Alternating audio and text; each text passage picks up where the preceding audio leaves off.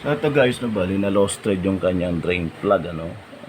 Ito, no need na ibaba yung makina, no. Ang gagamitan lang natin yan ng hand tap. So ayan, naka-umang na yung hand tap natin, ano.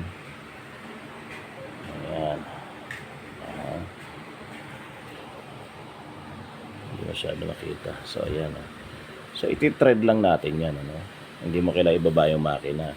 Make sure na pag inano ng tinira nyo ng pan-thread yan, no, ng tinatawag na hand tap, no, is naka sentro doon sa butas. I mean, hindi tabingi, ano, kasi baka mamaya tinikot nyo na yung hand tap natin, no, itabingi yung pagkakatutok, may disgrasya, tatagas po yan, no. So make sure na itutok nyo ng maigi, no?